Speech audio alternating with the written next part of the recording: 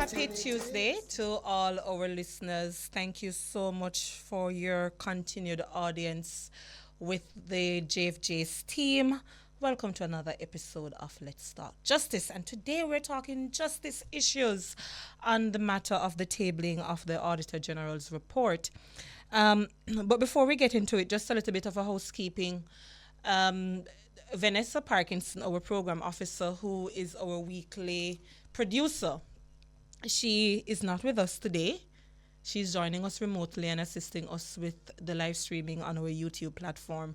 But my co-host has left me in the studio, and she is assuming the function of producer, but she will join me. That's Jade Williams. She will join me at 1:45 for the last 15 minutes of the show.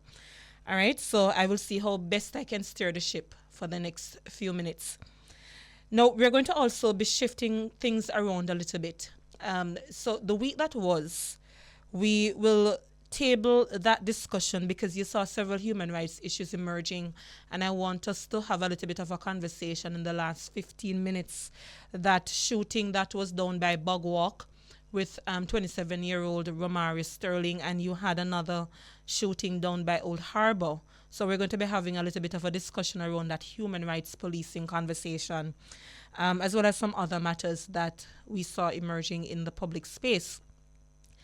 But I want to focus the next few minutes before we bring on our guest, just to explain some constitutional and governance provision that I think perhaps may be missed in this conversation that we're having around the tabling of the Auditor General's report. So while I'm speaking, you're going to be seeing, for example, me making reference to the script that we have here. Now, the public is reminded that last year you had another House Speaker, that's Marissa Dalrymple Philibert. She is or was the Member of Parliament done by Trelawney before she had some allegations coming about some high-end vehicle and so on that was not declared to the Integrity Commission, and the country saw her resignation not only as House Speaker but also as Member of Parliament. So that constituency is actually vacant. And at the time, the former House Speaker made a startling ruling, I think that was last year, February, to indicate that all reports tabled by the House Speaker as submitted by the Auditor General will no longer continue in the manner that we have seen by convention and practice, but certainly as we understood it to be in law. So the ruling suggested that the Auditor General's reports, and they're different kinds. You have the audit of accounts, which is basically a financial audit of your expenditure for the year. You have reports that the Auditor General would submit that is done by a resolution of Parliament. For example, you may have a project that Parliament may have asked the Auditor General to audit, and the Auditor General would so table those reports. And you also have what we call special reports. These reports are audits of, for example, you saw, for example, reports of JUTC, the Transport Authority, where there were allegations that people did not meet the academic criteria to hold particular positions. So we have seen the nature of those reports. You have seen reports that would give you an indication of whether or not procurement guidelines were being followed, and the Auditor General would have naturally sounded the alarm around those matters. Those are the special reports that we would have seen tabling. Now, that was the ruling. There was another ruling that the House Speaker at the time made regarding the tabling of the Integrity Commission's report. And that ruling indicated that the Integrity Commission's report, they are to go to the Oversight Committee before those reports are actually shared before the House. And let me put in context for the listeners. Reports that are shared before the House automatically becomes public record for our consumption, yours and mine. What is the contention here? When Juliet Holness assumed the role of House Speaker, she upheld the rulings of her predecessor. Important to note as well that Mrs. Holness's predecessor had asked for the opinion of the Attorney General, Dr. McCoy, and the current House Speaker, Mrs. Juliet Holness, has not made the Attorney General's opinion public. We're going to be having a conversation with Ms. Danielle Archer, Principal Director of National Integrity Action, and Ms. Jeanette Calder of the Jamaica Accountability Meter Portal. But before we get into the substance of the conversation, let's put some things in context here. The Auditor General is a constitutional authority, and the Constitution sets a framework to ensure that there are checks and balances in how our governance structure operates. I hasten to point out, and our Did You Know for this week is actually speaking to the functions of the Auditor General, and it's very clear under Section 122 of the Constitution, where the Auditor General is constitutionally empowered to operate under the direction of no one, is independent to provide an audit of the agencies, the ministries, and the departments that fall within the executive branch of government. I want the listeners to put in context that the Constitution is so designed where the Auditor General does not submit the reports to the executive body, The Auditor General submits the reports to the legislative branch of government, which is your House of Representatives. Ask yourself why. That is there to ensure that there is effective oversight, checks and balance. Because put in context, you have two branches of government that mix up already. We call it fusion of power. Because your ministers are taken from the lower house and up to 4 from the upper house. So you don't want that reporting of audits to be done to the executive. So therefore the Constitution designed it where the Auditor General tables those reports to the House of Parliament to ensure that parliamentary oversight is done. So let's put that in context. The second conversation to be had is the role of the Attorney General. Now, if the House Speaker, as she ought to, when there is a silence in how the standing orders may govern a particular issue, if the law itself is silent, then the House Speaker within her right must ensure that she seeks guidance in how these things are to be done. Now, the Legislative Council was sought, the opinion, and the Attorney General. You ask yourself the question, why have those reports or the recommendation, the opinions from the Attorney General not yet been tabled? Let's put in context again. The Attorney General sits within the executive branch of government. That is commonly called the government's lawyer.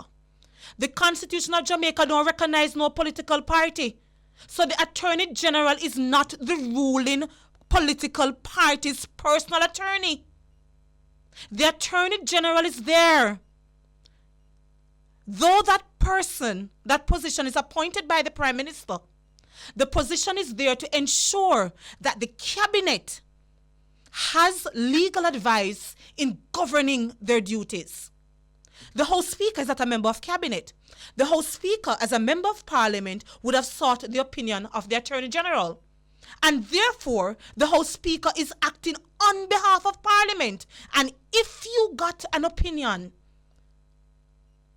on a controversial matter of this, then it is incumbent on the House Speaker to share that opinion not only to the parliamentarians but to also the public.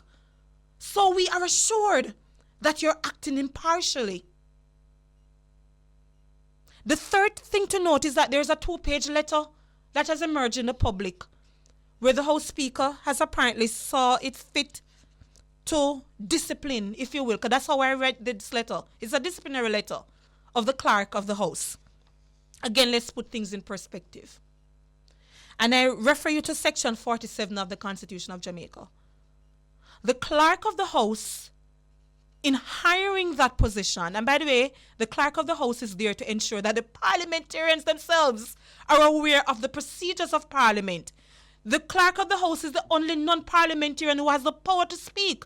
And that is why when you watch Parliament on PBC, you see where the clerk of the House will tell you what is on the agenda. The clerk of the House will do the first, second, and third reading of the bills and so on. That is the role of the clerk of the House, the person in charge of ensuring that the Hansard, which is the official note-taking of Parliament, is kept.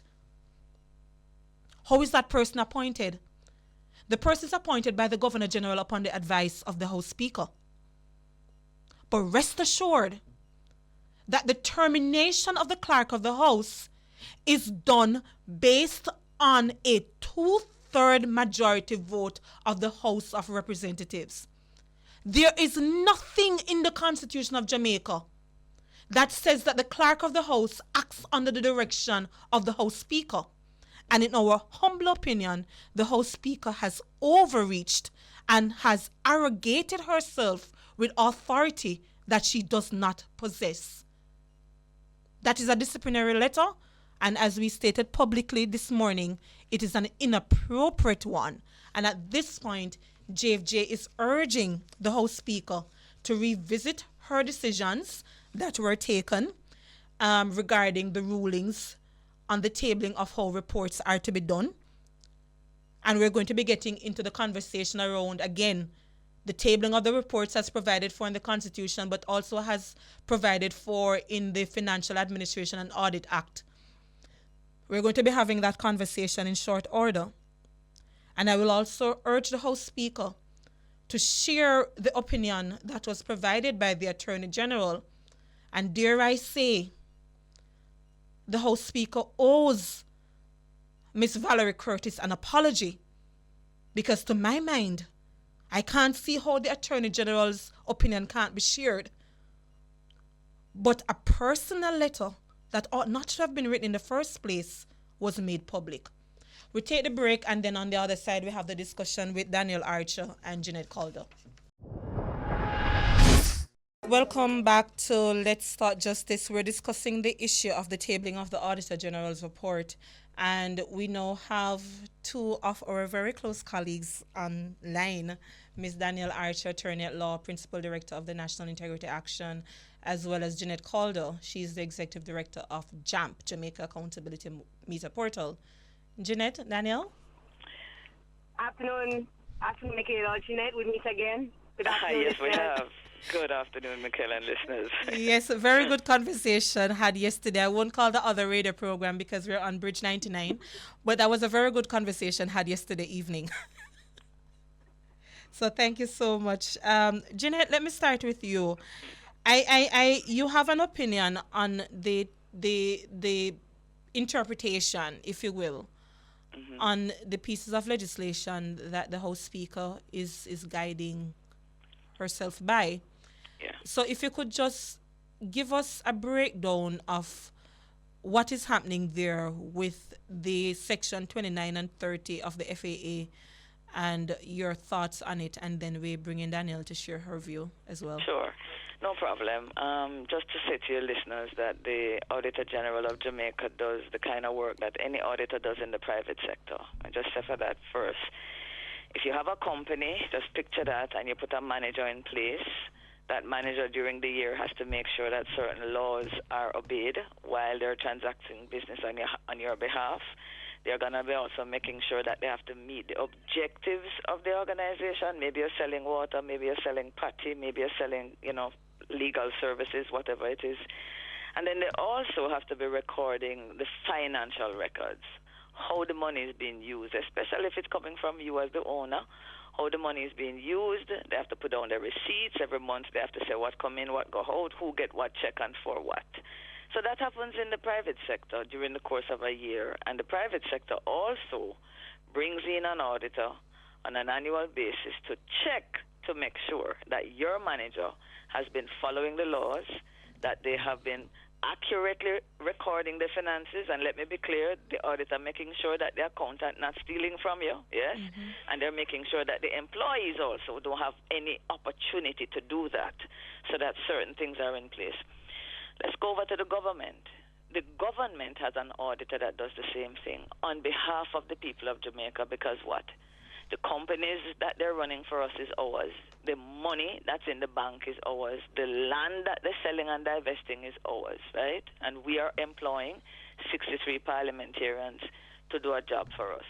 So the Auditor General goes into all the different government companies, executive agencies, public bodies, ministries and departments to check and make sure everything is copacetic for the people of Jamaica. And if it is not, has an obligation to tell the people of Jamaica if things are not being run well and how things need to tighten up. The Auditor General, and I want to make this point, Michael, we see the AG as the scandal-generating machine. That's not what the Auditor General is there for. It is to help a PS, help a minister, help a government know how they can tighten up and what they can improve on. She's actually supposed to be the best friend of any permanent secretary. Absolutely, yes. So these reports come during the course of the year, and there's an annual report at the end of the year. This whole discussion now, gentle folks, is about the timing. Where is the Auditor General supposed to send our report, and how fast is it supposed to get there? And fundamentally, basically, for the last over 100 years, because this Auditor General has existed before Jamaica became independent, yes? So for well over 100 years, the practice has been when an Auditor General finishes with a report, as soon as possible, you have to get it in front of the answer is really the people, Michael. The answer is not the parliamentarian. It's in front of the people of Jamaica. Yes. But because of all we can't pack up down there, we have our elected representatives who get the reports on our behalf, ask the government any kind of questions they need to make sure things line up back. And that is the process that has been disrupted. So the Speaker of the House, the former Speaker of the House, Marissa Dalrymple Philibert, determined at some point in July, we were told, that we have been doing it wrong. And so she instructed the Parliament, what you would call the CEO of the Parliament, which is the clerk, that no more Auditor General reports are to be tabled immediately when they come. They are to be sent to the minister that is responsible for whichever entity the Auditor General audited. And she believes that according to the law, the minister can review, comment, whatever, and up to 2 months. If the minister doesn't send it to the Parliament, then the Auditor General is to send a copy to them, and they will table it in front of the people's representatives. That's a massive change from what the other 150-odd countries, Michael and listeners, are doing in the Commonwealth. This practice that we just described, yes, just about every country in Africa, every country in the Caribbean practices it the same way because it's coming from how the Westminster, the British system, has set it up. So let me bring in, thanks so much, Jeanette. Let me bring in Daniel. Daniel, the House Speaker has noted Section 13A of the Public Bodies Management and Accountability Act and Section 30 of the Financial Administration and Audit Act to say that those particular sections outline the correct procedure. And you heard Jeanette speaking to it earlier.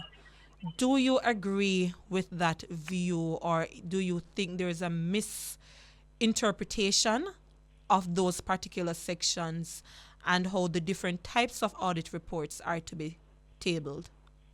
Answer, yes, there's a misinterpretation. Because when you look at the sections, they clearly speak to different kinds of report. And I think one of the things that we have to look at is, who are we asking to interpret? I think there's a fallacy that needs to be disproved. The Parliament does not stand as a court in and of itself. They don't make laws and interpret laws. That would be, in our system of democracy, that's wrong. You can't make the laws and interpret them. You make the laws, and then the laws are interpreted by the court.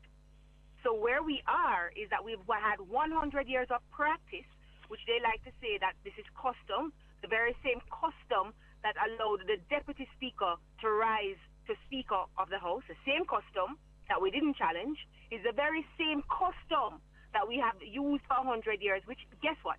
I want people to understand. I don't want you to look at it as a section by section. Because when we're talking to the man in at the bar, and we're talking to the taxi man, them and the people in the car, they don't care about no section. Yes. They want to know if what you do are the right thing you do. Okay? So what we're talking about is who has the authority to review these statements or these documents?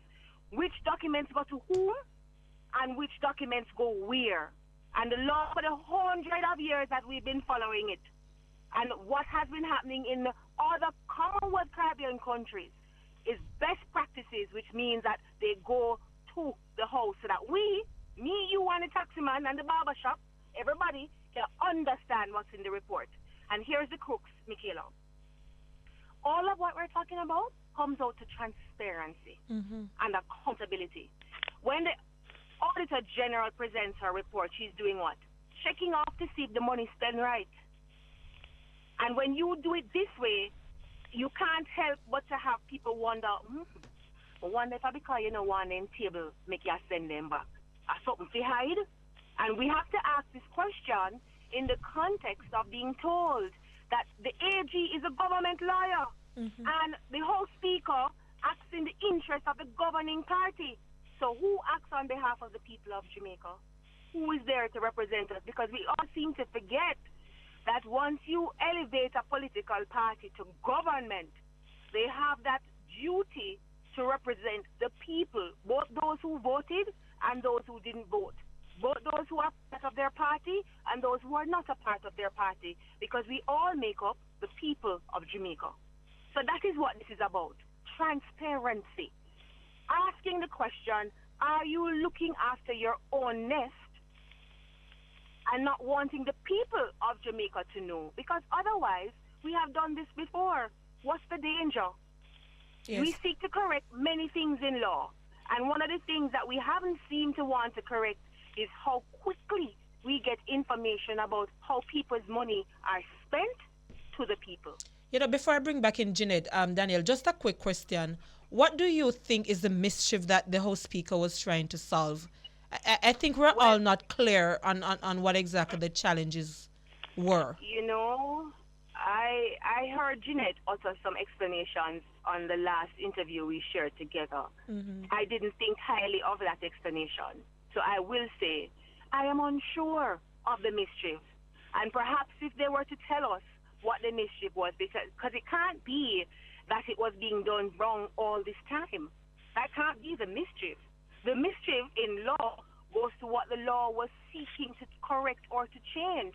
And the law has clearly indicated where the reports go and when. Yes. So for me, with respect and with the highest regard for Parliament, the fact that the House Speaker seeks to cure a mischief would not be for her to do. If there is a mischief to cure, then it must be done the right way, which is by the passing of legislation, not by the ruling of a speaker. Yes. That's Correct. my opinion. Absolutely. I may be wrong. Jeanette, what did you say was the mischief? I have invited and asked and encouraged our listeners that, and I'm going to do that here as well, to go to YouTube, look for PBCJ, that's the Public Broadcasting Corporation of Jamaica. The government pays a lot of money, folks, to record and to tape these sessions of the House for us for a reason. And so I want us to use it up. Put in November 7, the sitting of the House, and you will hear for yourself the Speaker's explanation and what she had to say about why she's doing this. Now, I didn't catch this reason as the mischief in that actual sitting, but I had another journalist. I was doing an interview, and they informed me that one of the mischiefs that they have been advised is the Speaker and the Parliament is trying to cure is this. They are concerned that if an Auditor General sends a report straight to the Parliament, as have been the practice, it does not give a minister an opportunity to peruse the report. He or she gets it the same time that their other colleagues get it in the House. And they were saying that's not right. Now, I think if you're just listening to it like that, that don't sound unreasonable, Michael. Sounds fair, eh? But what I'm here to share with you is because this This is the work of the Auditor General, and the laws pertaining to Auditor General is something I've been researching from 2014, since Outameni. Outameni was the issue that got me interested in the Auditor General's work. And what I've been told then, and I'm 100% sure is still the case now, is that the Auditor General, and she says this at the Public Accounts Committee meetings, for those listening, the Auditor General reports are reviewed by a special committee in the House called the Public Accounts Committee. And at that meeting, you will hear her say it all the time, Mikhail, that when I am finished with my report, I always send it to the permanent secretaries. So if it goes to a permanent secretary before it goes off to the Parliament, the whole point of sending it, Mikhail, is to give the PS an opportunity to read it and to disagree, to share it with her team and then disagree. Now, I am saying that I will defend any permanent secretary because I'm coming out of government. There is no permanent secretary who is going to get the kinds of massive, egregious waste, right? Breaches in law, the things that's going to embarrass a minister that's going to go to the Parliament, and don't tell the minister. And it has implications for them as the technical lead as well. Because it is the permanent secretary that has to go before the Parliament and answer questions. So I'm saying that an Auditor General always sends every report to the ministry. They have it as long as they need it to ask any questions, agree, disagree. We change it, we not change it. So therefore, when it comes back to the AG after those changes are made, when the AG sends it to the Parliament, it means who has already seen it? The minister. Yes. The permanent secretary. So it cannot be that that is the mischief that we're trying to solve. And the legislation is clear in our estimation, but we will have a discussion. Just please stay with us for another few minutes. Sure. On the other side of the break, Danielle, Jeanette, I want us to discuss the implications of this particular ruling, the tabling of the opinion from the Attorney General, and I'm not sure if you've both had an opportunity to read that two-page letter that was sent to the clerk of the House, but I just want your opinion on that as well. Sure. We take the break. Welcome back to Let's Start Justice. We are talking the matter of the tabling of the Auditor General's report. Jeanette, Daniel, just now I had two students watching the program and they said to me, Miss, I'm at work and people asking me what is the big deal? What this mean for governance? What governance really mean? Are we making much ado about nothing? So Daniel, I'll start with you. No, we're not making much about nothing. When we pay our taxes, right? So let's go to the $1 billion budget that was read out last week. Would you not want to know if all those monies are being spent the way they said they're going to be spent? If you want to know if they're going to be spent the way they're going to be spent, you would want to know if the ministry are spending the monies the way they are spending, and if the entities that the ministries control are spending the monies the way they're spending. So let's look at health. We ask ourselves, where are the hospital beds? Where are the ventilator machines? How is it that we don't have enough beds or we don't have enough pharmaceuticals? Why is it that the wait time is so long and we don't have enough nurses or enough doctors? But we know that there's money that has been given to the ministers to pay for these hospitals and clinics. You want to know if the money is being spent correctly. This is where the Auditor General comes in. The Auditor General then comes in, makes an assessment, and having made the assessment, she makes her findings as to whether the money is being spent the way it is supposed to be spent or not, and then she makes her comments as to whether or not it is being done the right way or it's not being done the right way. And that is the purpose of these reports.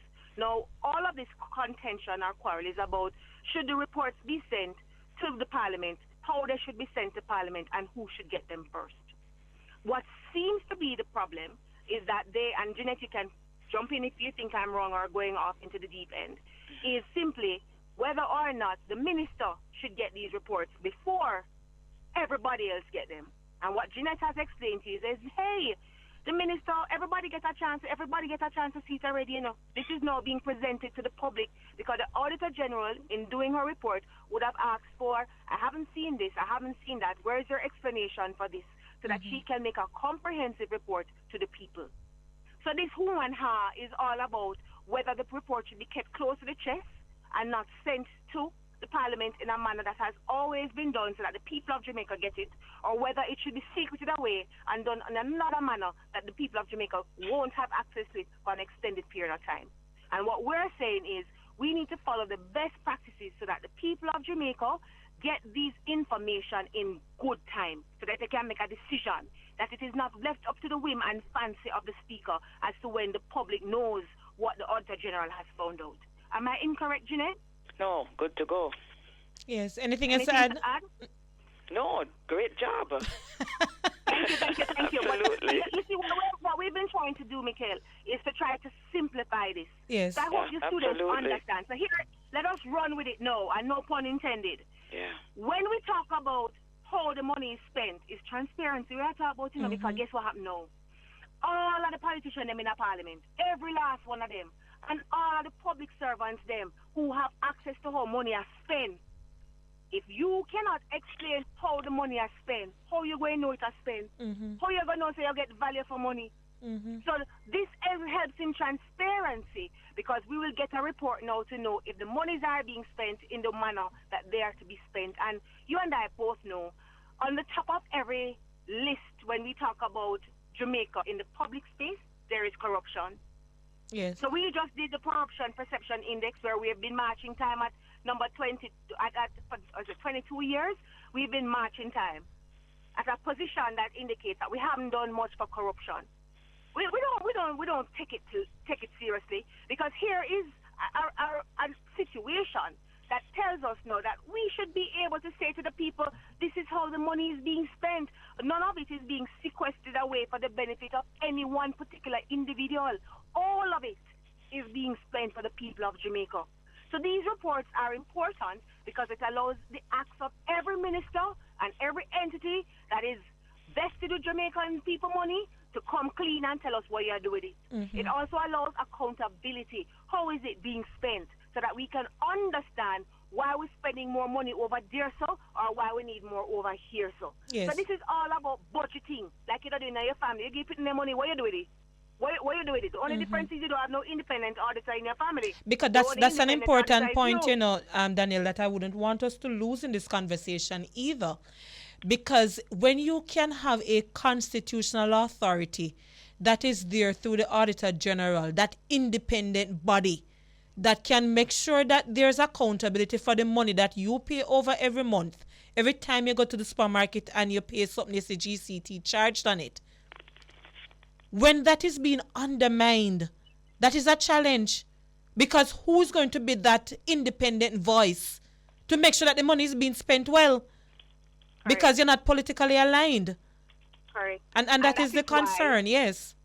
People must appreciate that the Auditor General shows no colors. Because independent as it is there to ensure that we know exactly how the monies are being spent. Yes. Just the same way, unfortunately, that one would have expected that the House Speaker would have been acting in a manner that is not just for the interest of the governing party, but in the interest of the people of Jamaica, to ensure that every act that is done in such a transparent way and in such a manner that it can be accountable or explained for in a reasonable way, that it doesn't show partiality to any one side. Yes. So whilst you may come from the Jamaica Labour Party, you are actually an umpire. In other jurisdictions, I hear people like to talk about this is what happened in the UK. UK, yes. But in the UK, you are stripped of your political affiliation. You actually sit unassigned or unaligned to any political party. That's why you're dragged, because nobody really wants to have to strip of their political association and play that they're independent and try to make sure that it comes across as independently as possible. Because remember, you know, I don't know how often I can say this, but as much as I can get people to understand, government is not green or orange. So when you say the government lawyer, is not the government lawyer. Or it's not the ruling political party, yes. Yes. No. The Attorney General does not represent just the interest of the Jamaica Labour Party. The Attorney General, if you go on the website, represents the interest of the people of Jamaica. Yes. So if you give an opinion, it's not your own. And I say this because maybe I was wrong. Let me disclose my hand. In my younger years of being an attorney, I worked at the Attorney General's chambers. And I was consistently reminded that we represent the people of Jamaica. That when I go there and I say I am counsel from the Attorney General's chambers, I am supposed to be in what they describe as a Minister of Justice. I am to be fair. So we have to dispel that fallacy to Yes. everybody. Yes. The Attorney General is not the lawyer for the Jamaica Labour Party. They have their own funds and they can hire their own lawyers. The People's National Party, they can hire their own lawyers because they have their own funds. People of Jamaica, we pay with taxes, and we pay the Attorney General. The Attorney General isn't paid by any political party. So how fair would it be? And let me ask you that. For our taxes to be paying the Attorney General and we cannot get the opinion, how fair can it be that the Attorney General's salary is being paid by the people of Jamaica and they're expected to look out for the interests of the people of Jamaica? And when they give advice as to how the government should run, the government that represents the people of Jamaica, it is kept secret. Is that reasonable and fair? Yes. When we talk about being transparent and accountable, Buzzwords. or is it that I'm expecting Yes, too much? we need to adhere to the principle of it and not just use the terminology. But Jeanette, we're going to be hearing. We have Parliament today at 2, Yeah. and outside of having Minister Clark closing out the budget debate, Right. do you expect and would you ask the House Speaker to speak on this particular matter, and what would you expect of her? Absolutely. There is nothing, even though the main thing on the agenda, and it should be the focus of everybody, and that's what's so unfortunate, Mikhail, that we've had an excellent budget presentation by the government. Lots of things to look forward to in the next 12 months. And we have this shadow now hanging over what should be a closing big speech from the Minister of Finance. But yes, I cannot see how, in governing properly, these concerns could be out amongst the public, amongst the media, and the Speaker not address it. So I would expect it. But the other thing I'm expecting is the Speaker to back up our own words. I wrote it down on November 7th when she gave the ruling. She said that everything in our ruling is supported by what is in the Attorney General's opinion. So if the Speaker is saying to Jamaica, don't worry about it, guys, everything that the Attorney General said I'm to do regarding this matter is what I'm doing. We are calling for the Attorney General's opinion. It is the people of Jamaica who pay for the light, the water, the salaries of the people, the Solicitor General and all the lawyers down there. This is our business. So this is not a private matter. You understand, Mikhail? This is not a private matter between the Speaker and her attorney. It is the people of Jamaica paying that bill. Yes. And we deserve, in light of the situation, and let me say this, I was very pleased to hear the person who is now the Minister of Legal and Constitutional Affairs, Member Marlene Malahoo Fort, who was the former Attorney General of Jamaica, get up in the House that day of the ruling and said that though she does not believe that every Attorney General's opinion must be made public, and I agree, right? She was of the view that in the circumstances, if you go and get up, let me finish what she said. She said in the circumstances, she believed that this opinion should be shared. But not because the Speaker shared this one should the public think that everyone after this ought to be shared. I agree wholeheartedly. This is important. The people of Jamaica, this is their business. We are going to disrupt a practice we have had for over 100 years. We should be satisfied that the right thing is done on our behalf. So I am hoping that the Speaker is going to release and table the Attorney General's opinion. And if she does not, I'm asking every Jamaican, you come to JAMP's website, you can find your MP there, send a letter to your MP. If you come to our legislative tracker, you go to jampja.org.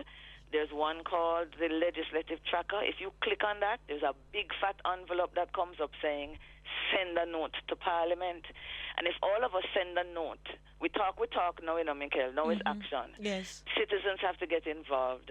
You send a note to Parliament and share how you feel. This is how we talk to our elected representatives. Yes. So just go to JAMP's website, hit the Legislative Tracker to all the students listening, and just say to the Parliament, we believe that the Attorney General's opinion should be shared. Yes. And I believe I live in a jurisdiction where every time I see the people of Jamaica, and it has never taken thousands, get up and say to them, Parliament, we're leaning in and this is what we want. I cannot think of a moment when we didn't get what we want, Mikhail. Yes. So let's not just listen, Jamaica. Let's not just understand and learn. Let us get involved and express our views to the Parliament of Jamaica. And by the way, I heard you, Daniel, yesterday evening, and I can't say I disagree about the need to perhaps take this matter to court. To the court, yeah. But, it is sad that we're here.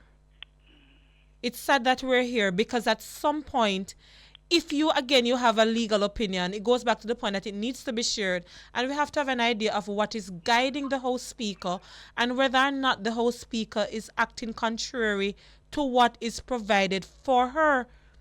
Because even if the House Speaker sees something wrong, the question to you, Daniel, as an attorney, is she empowered to exercise this discretion and empowered to remedy something that, to my mind and to my reading, is not outlined in law?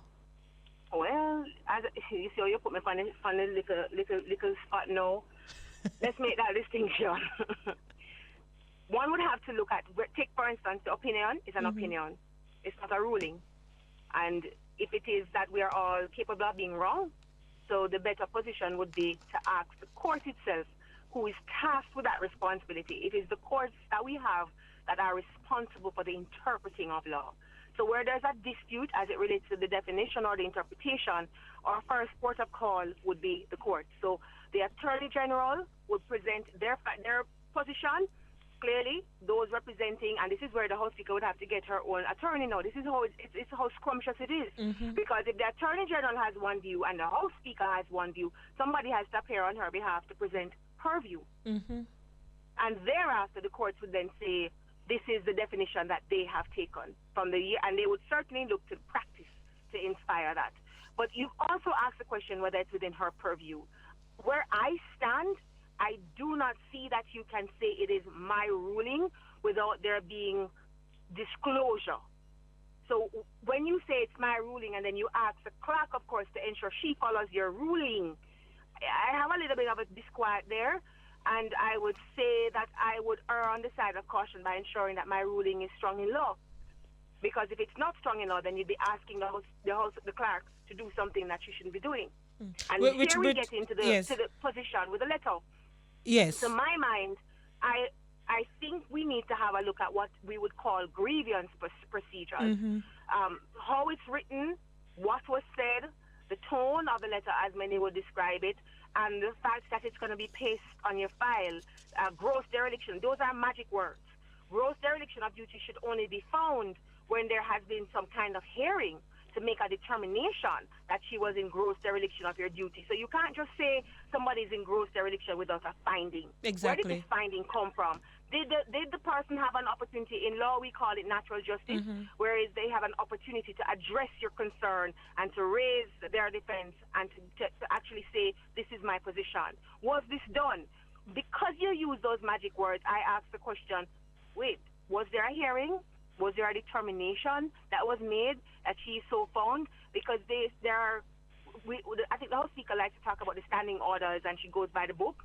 There is actually the grievance procedure that is set out for how you deal with public servants when there is a suspicion that they're derelict in their duty. To my mind, that would be required before you come across and say what you have said in that missive.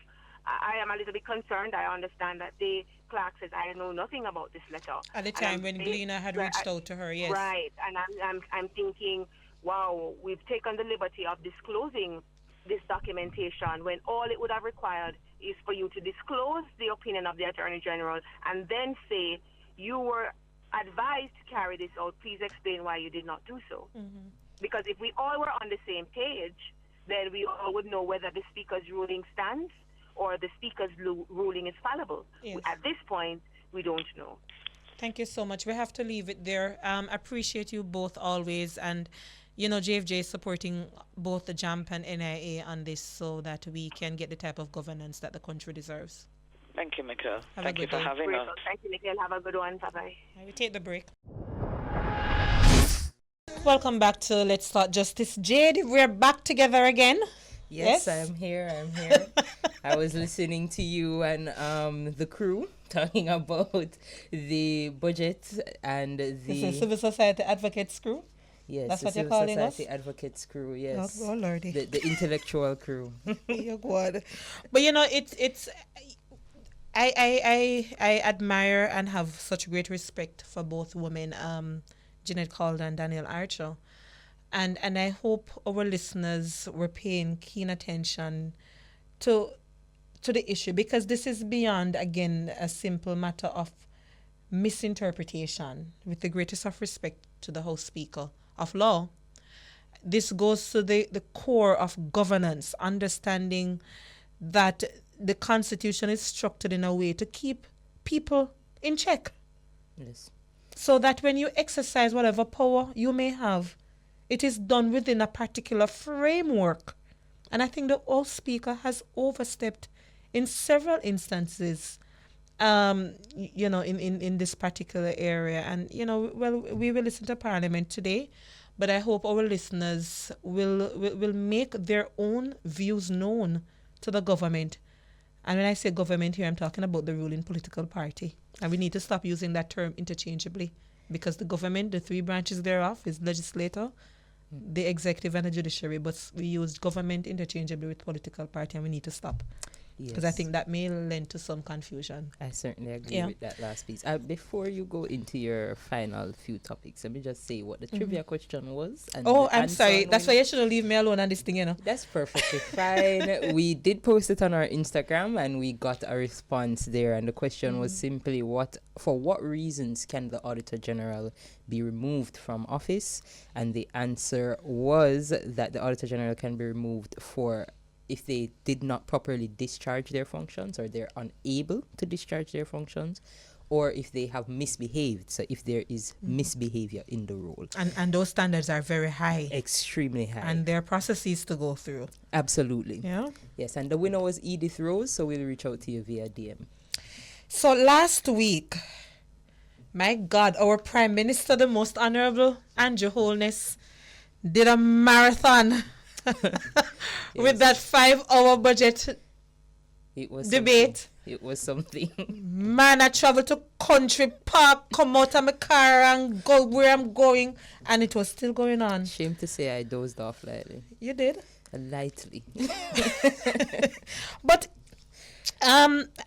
we don't do political commentary, so I won't go into certain things. But I trust there are certain areas that jumped out from a human rights perspective, some things that were missing, and it follows very good job last week, Jade. Thank you. And I know you're not a fan of certain things, but you did very well with the economic discussions with Mr. Chung and Keenan. Very good.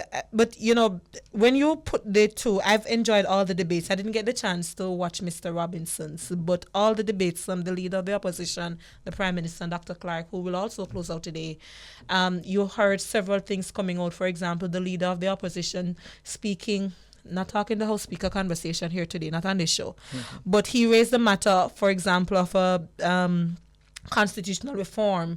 And though you have civics in school, you know my position on that I don't think the curriculum goes far enough. So the leader of the opposition spoke to matters of that. He ended his debate on the wall downtown following the walkout of Parliament. Yes. The Prime Minister came back in, did a good job as well, talking some critical areas that I want to point out. For example, the Wildlife Protection Act, that's the name of it? One of them, yes, the Wildlife Protection Act and the National Resource Conservation Act. And you've heard Dr. Moody, for example, from JET, saying that the fines were not good. Can't hold anybody accountable. And the Prime Minister has promised that there will be an increase from? So a major increase under the NRCA from 50,000 to 5 million, and an increase under the Wildlife Protection Act from 1.5 million to 5 million. Now, for those of us who have been watching debate, I've been watching since 18? Well, before that, I've had an interest in this area. Every year, promises are made. Jamaican people, you have to ensure that promises are kept. That's where we need to go with accountability. But some good announcements were made, some of them with the greatest of respect to both the opposition leader and the Prime Minister. I'm not sure if they remember that some of these promises are repeat. But that's another conversation to have, which is why we must pay attention. Yes. So what sound like brand new spicy things, they said it 2 years ago though. So accountability is important. The last thing to point out here, well, two things, and I will allow you to speak to the domestic violence. You want to start out with that? Oh, you start out. Okay. No, there was a shocking video. Kirk Wright covered it on TVJ 27-year-old Romario Sterling from Bugwalk was killed. And the police claimed that they visited the area at a particular time, guns were found, and there was a shootout. Subsequent CCTV video emerged, purported to be that of Mr. Sterling in the video. But what is seen is a man who appears to be following the instruction from law enforcement officers. He was kneeling at one point, complying again, and then what sounded to be a gunfire was heard. Yes. Single. Yes. And it raised several alarms for us. Because while we don't know if that footage is what it is, and perhaps had fulsomely captured everything, it raises the question around the differences in the accounts of the residents and the police, and the fact that there are allegations that the police had damaged the camera. Yes. That is what the family said to JFJ, because we're in dialogue with the family. Yeah? And we spoke immediately about the need for the body-worn cameras. That's what it goes to. Because if it is that the police's account is correct, then the police would be protecting themselves. Yes. And if the resident's account is correct, then the matter could easily and quickly be disposed of because the evidence is there. Yes. But it cannot be that we have to be, you're pulled over by police, you quickly grab your phone because you want to capture the imagery. It cannot be. And then several days after, 2 more killings done by Old Harbor this time. And you saw where in successive days past, the residents burning tires and so on because they're adamant that this was extrajudicial killing. One of the residents said they have lost hope in the justice system because from their account, Indicom came a little bit too late in their estimation, and therefore the evidence that would be there, like the shell casings and so on, them said that scrape up a long time. Those are the types of challenges why we have police impunity continuing in the country. So again, we're calling on Dr. Blake, the newly installed police commissioner. Get with it with a human rights approach and starting with the body-worn cameras. And next week, I hope we will continue with that discussion. Yes. We're up on time, but Jade, please, I hope we can steal a little bit of the time. Domestic Violence Act. Hopefully we won't need to steal the time. As you're all aware, we would have seen the Domestic Violence Act amended late last year in December. And we saw some new provisions. And if you go back and look at our last December episode, you would see our opinion on those provisions and some suggestions that we would have made for a joint select committee to be considering the act fulsomely. That has started. It started on March 20th, the first meeting of the committee, which was really, background setting up the operation of the committee and so.